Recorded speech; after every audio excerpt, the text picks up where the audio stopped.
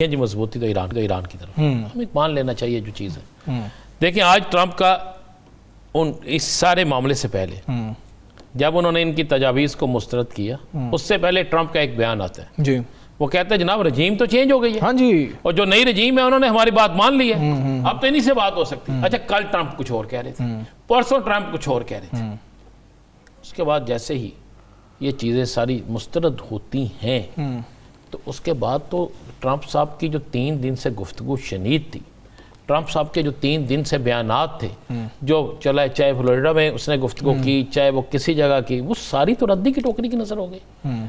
तो वो तो सारा कुछ खत्म हो गया। एक चीज बस कंफर्म हुई जो पाकिस्तान ने की थी कि पाकिस्तान मुज़ाकरात की टेबल पे ले आया था जी। और इस बात की तस्दीक ईरान ने कर दी कि हमने मसालत करने वाले से मसालती जो है उसको ये पैगाम दे दिया।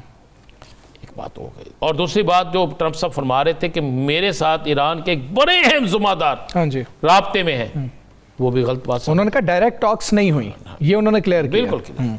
अब ट्रंप साहब ने इसका मतलब है जितनी बातें की उस पर कोई भी भरोसा करने के लिए तैयार नहीं। एक बात उन्होंने बड़ी अहम की, उन्होंने कहा जी हमेशा मुज़ाकरात की हम मुज़ाकरात कर रहे होते हैं और ये हमला कर देते हैं, ये मुज़ाकरात को एक ड्रामा बनाते हैं, ये मुज़ाकरात को एक हथियार बनाते हैं।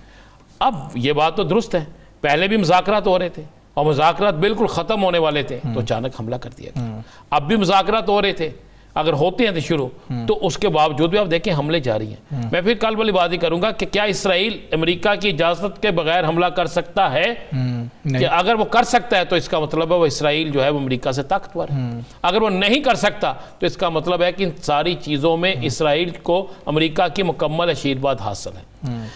अब जो 5 नकात उन्होंने रखे हैं, अगर उन 5 नकात में से 3 नकात को भी मान लिया जाए, अजाला तो कितना पड़ेगा जो नुकसानात हुए हैं। ये एक दूसरा अपनाए अरमस जो है जिसका सारा फटा है, उस पर ये अगर ईरान को नहीं देते तो ईरान तो किसी सूरत नहीं मानेगा। और तीसरी जो उस पर बड़ी बात है कि आप हमले भी बंद करें और हमारी जो प्रॉक्सी है, जो लोग हमारे हमायती हैं, आप उन पर भी हमले नहीं करेंगे। उसमें यमन है, उस पर और छोटे छोटे ग्रुप्स है। अब इन सारी चीज़ों को कोई और कबूल करे ना करे, इसराइल नहीं कबूल करेगा। इसराइल तो किसी सूरत में कबूल नहीं करेगा। जब इसराइल इसको कबूल नहीं कर रहा और ईरान ने पहल कर दी और ईरान ने कहा कि हमारे मुतालबात पर, हमारी तजावीज़ पर मुज़ाकरात होंगे। अच्छा ईरान की कुछ तजावीज़ इतनी मुश्किल भी नहीं है। ईरान की जो तजावीज़ अगर आप सामने रखें उसमें उन्होंने कोई ऐसी चीज़ भी नहीं कही। वो यही कहना कि हमें कोई गारंटेड हमें तहफ़्फ़ुज़ दे कि आप हम पे हमला नहीं होगा। बिल्कुल ऐसे ही है। आपने अरमस जो है वो पहले भी ईरान के पास ही था ना, अगर वो इस पे बात करना चाहता तो वो भी ठीक है। जो चंद एक छोटी छोटी बाकी चीज़ें हैं वो टेबल पे बैठ के हल हो सकती हैं, लेकिन यहाँ पर जो चीज़ देखी जा रही है, जो चीज़ सामने आ रही है, ईरान की तरफ से इस सारे मामले पे उनकी तजावीज़ को मुस्तरद करने के बाद 48 घंटों में कुछ हो जाना है। आप ज़हन में रखिएगा आज ईरान ने जो 39 लोग पकड़े हैं जी तेहरान से जी, और उनके पास से जो निकला है, और उन्होंने कहा ये कुछ लोगों को टारगेट करना चाहते थे, ये कुछ लोगों के खिलाफ काम कर रहे थे, ये जासूसी भी कर रहे थे, ये दहशतगर्दी भी कर रहे थे। और बहुत अरसे बाद आप गौर करें,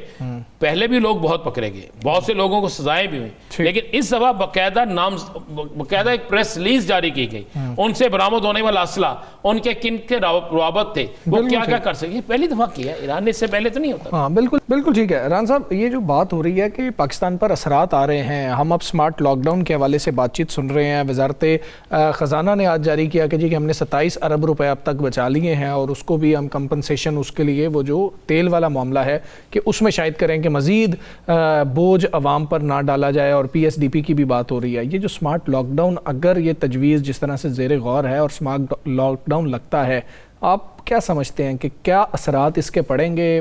गरीब है, दिहाड़ी मर जाएगा भैया, गरीब मर जाएगा। ये कहते हैं ना बार बार कि जनाब हमने बड़ी आवाम को रिलीफ दे दे। क्या रिलीफ क्या दिया? मैं तो यही पूछना चाहता हूँ ना, क्या गरीब के घर रोटी पक गई? आपने स्कूल बंद कर दिए, आप कारोबार बंद करने चले हुए हैं, आप स्मार्ट लॉकडाउन की तरफ जाएंगे। कितने लोग सरकारी मुलाजिम है, जरा एक वो निकाल, और कितने लोग हैं जो सरकारी मुलाजिम नहीं है, कितने लोग हैं जो रोज के को मजदूरी के लिए निकलते हैं, उनका क्या बनेगा? ये जो पेट्रोल महंगा हो गया है, आप कहते हैं जी ठीक है आपके कार्ड बनेगा जी एक खानदान के सरबराह का नाम होगा, फिर पेट्रोल 500 लीटर मिलेगा, एप्लीकेशन होगी। आफरीन है यार। हमने सुना था आटा पहले हमने देखा लाइनों में लग के मिलता था, फिर हमने चीनी देखी लाइनों में लग के मिलना शुरू हो गई, अब पेट्रोल भी लाइनों में लग के मिलेगा। यानी पैसे भी हमारे, देने भी हमने हैं, राहत भी हमें कोई नहीं मिलनी, महंगी चीज मिलनी है, लेकिन लाइन में लग जाओ।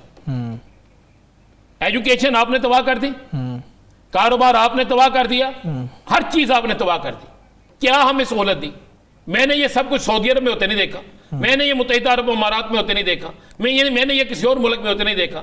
आप कहते हैं, फिर हम कहते हैं जी वो भारत जो है उसमें भी हो रहा है। भाई हमें भारत से क्या लेना, हमारा मुल्क कितना है?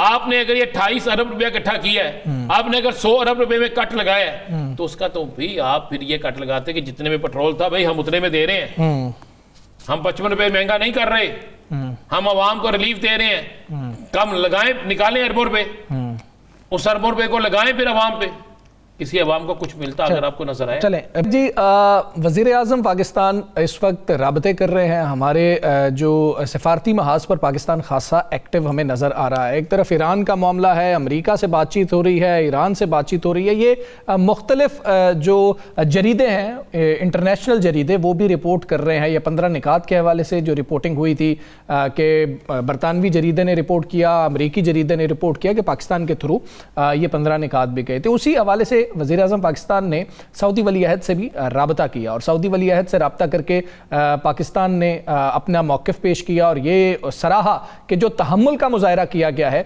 सऊदी अरब की जानिब से इस हवाले से खुसूसी तौर पर। फिर दीगर हमारे दोस्त ममालिक हैं, बरादराना हमारे उनसे ताल्लुकात हैं, हम मुत्तहिदा अरब अमारात की बात कर लें, हम कतर की बात कर लें, दीगर ममालिक हैं, तो उस हवाले से भी पाकिस्तान अपना जो मौक़िफ़ है सिफारती महाज पर रख रहा है। लेकिन राना साहब, यहाँ पर सवाल ये उठ रहा है, बहुत सारे लोग ये सोच रहे हैं, क्योंकि बड़ी तादाद में पाकिस्तानी ये गल्फ़ कंट्रीज़ के अंदर जाते हैं, वहाँ पर मेहनत मजदूरी करते हैं, पाकिस्तान को बहुत ज़्यादा तरसीलात ज़र भी वहाँ से आते हैं। ये सवाल हो रहा है कि ये तो बड़ा सिक्योरिटी थ्रेट शेड बन गया है उन ममालिक के लिए, और पता नहीं फ्यूचर में क्या होगा क्या नहीं होगा।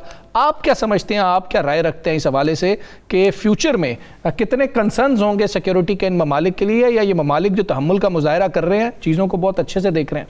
देखिए, मैं अभी सऊदी अरब से होके आया हूँ जी, और ये मैं हल्फन कहता हूँ, इन सारे सिनेरियो में, इस सारे मामलात में मुझे वहाँ पर खौफ की एक फ़ज़ा नज़र नहीं आई। अच्छा, मुझे लोग उसी तरह काम करते नजर आए। हज उम्रा, हज तो भी आना है ना, आज हज फ्लैट्स का भी शेड्यूल आ गया जी। उम्रे पे लाखों लोग गए और इस दफ़ा रिकॉर्ड दुनिया आई जिन्होंने उम्रा किया, जिन्हें तवाफ़े काबा किया, जिन्होंने रोज़े रसूल सल्लल्लाहु अलैहि वसल्लम पे खास दी थी। उसके बाद बाकी शहर, मैंने बहुत से लोगों से पूछा, लोग रियाज से भी आए, लोग मुख्तलिफ जगहों से, मुख्तलिफ शहरों से आए, तो मैंने पूछा कोई खौफ की फ़ज़ा? उन्होंने कहा बिल्कुल नहीं। मैंने कहा किसी सहूलत में कमी? उन्होंने कहा बिल्कुल नहीं। बल्कि मैं ये हैरान हुआ हूँ देख के, एक तो इसमें कोई शक नहीं कि जितना तहम्मुल का मुज़ाहरा मोहम्मद बिन सुलेमान ने किया, MBS ने किया, इतना तहम्मुल का मुज़ाहरा और कोई नहीं कर सकता। बेइंतहा तहम्मुल का मुज़ाहरा किया, एक भी गैर मुल्की वहाँ से नहीं निकाला, सवाए उन चंद शर्पसंद अफराद के जो उस मुल्क में बैठ के जहाँ पे उन्हें रोजगार मिलता है, रियासती रेट को चैलेंज करेंगे, रियासती रेट को चैलेंज करेंगे और उस मुल्क पर हमला करने वालों को सपोर्ट करेंगे, तो उनका तो हक बनता ही नहीं। हाँ, बिल्कुल ठीक। एक बात है कि सऊदी अरब ने एक चीज़ मनवा ली कि वो अपनी आवाम का, अपनी राया का तहफ़्फ़ुज़ करना जानते हैं, और मोहम्मद बिन सलमान MBS ने जिस तरह एक उस मुल्क का, जिस मुल्क के लिए हर शख्स की जान भी हाजिर है, हरमैन शरीफ के लिए, मक्का शरीफ के लिए, मदीना शरीफ के लिए, पूरे सऊदी अरब के लिए हर शख्स कहता है वो अपनी जान तक भी कुर्बान करने के लिए तैयार हो, और उस वक्त में भी आज के दिन तक उनका तहम्मुल का मुज़ाहरा होना, आज के दिन तक उन तमाम चीज़ों को बर्दाश्त करना, और आज के दिन तक भी ये कोशिश करना कि हालात उम्मत मुसलमान आपस में ना लड़े, ये तो एक बड़ा क्रेडिट है। और मैंने उस मुल्क के अंदर देखा, मैंने 12 शहरों में सफ़र किया जी, मुझे किसी शहर के अंदर खौफ की फ़ज़ा नजर नहीं आई, और हर शहर के अंदर हर शहरी से मैंने खासकर पाकिस्तानियों से पूछा, उन्होंने कहा नहीं जी, हमें तो हर वो सहूलत मिल रही है, इफ्तारी भी, हर चीज़ भी, किसी की सैलरी नहीं रुकी, किसी को कोई परेशानी नहीं हुई, किसी को ज़्यादा पूछा नहीं गया, मामूलाती ज़िंदगी नॉर्मल बेहतरीन है। अच्छा, बेहतरीन है।